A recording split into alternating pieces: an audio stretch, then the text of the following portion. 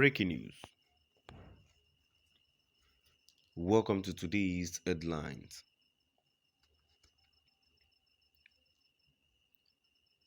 Tension rises as Nnamdi Kanu's lawyer makes heartbreaking statement about Nnamdi Kanu.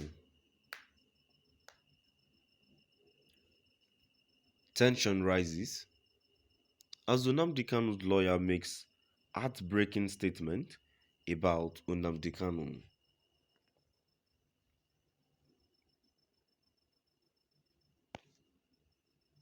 To my dear listeners from wherever you're listening from, please stay tuned as I read today's news.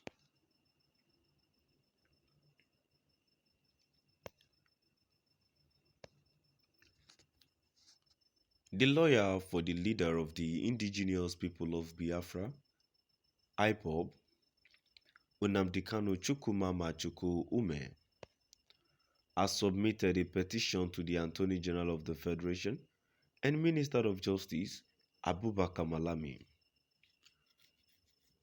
requesting that he take action on the directive of the United Nations Working Group and release Nnamdi Kanu from detention.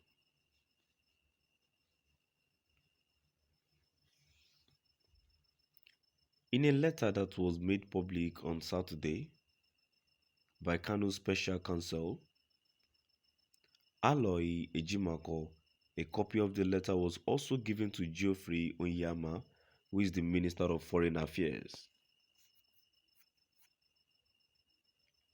What did Chukwumamachukwu say about Nnamdi Kanu's health?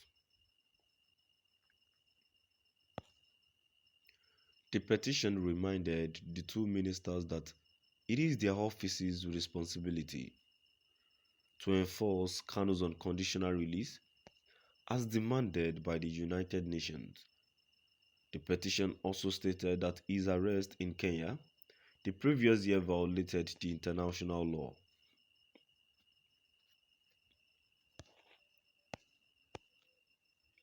A portion of it said, "We are solicitors to Mazi Nnamdi Kanu," hereafter referred to as our client, on whose behalf an instruction will write this clear letter.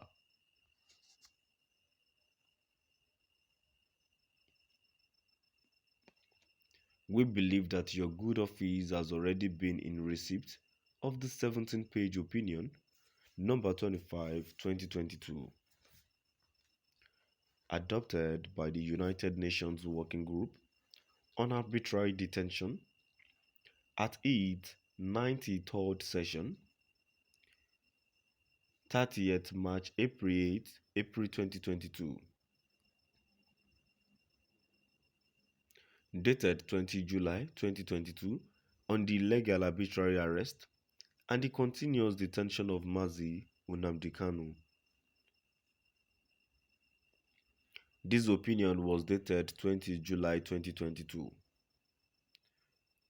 Cover letter from the United Nations indicated that the opinion was sent to the public, to the government of the Federal Republic of Nigeria on the 21st of July 2022.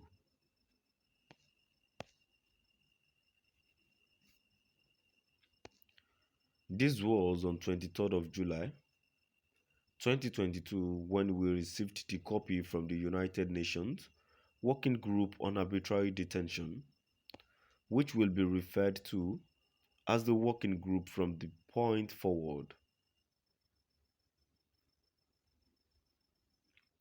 Cover letter from the United Nations indicated that the opinion was forwarded to the government of the Federal Republic of Nigeria. As you are surely aware, the opinion demanded that the government of the Federal Republic of Nigeria immediately and unconditionally release our client, Mazi Nnamdi Kanu, and accord him an enforceable right to compensation and other reparations for his continued unlawful detention.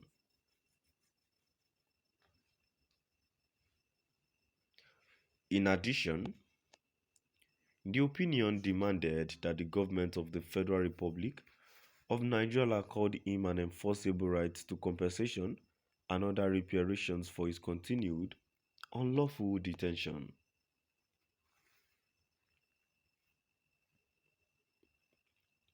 According to reports, he is still being held in a very small cell where he is subjected to daily psychological and mental torture. He does not have access to any other inmate or any other person, with the exception of officers from the department. In addition to denying, Mr. Kanu accuses to reading or writing materials. It is alleged that he has been prevented from receiving proper medical attention despite suffering from a significant heart condition.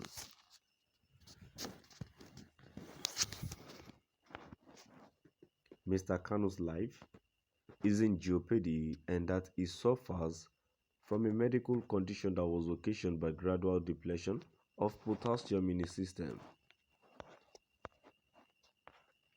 It added, this condition has defied any medical solution given to him within the facilities of the department.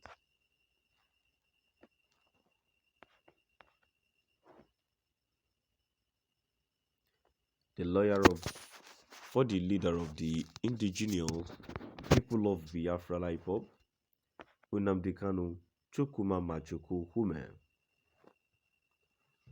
has submitted a petition to the Attorney General of the Federation and Minister of Justice, Abubakar Malami, requesting that he take action on the directive of the United Nations Working Group and release Nnamdi Kanu from detention.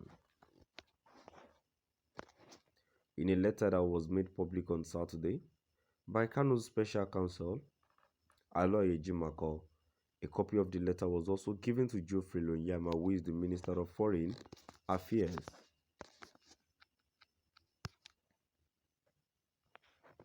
To my dear listeners,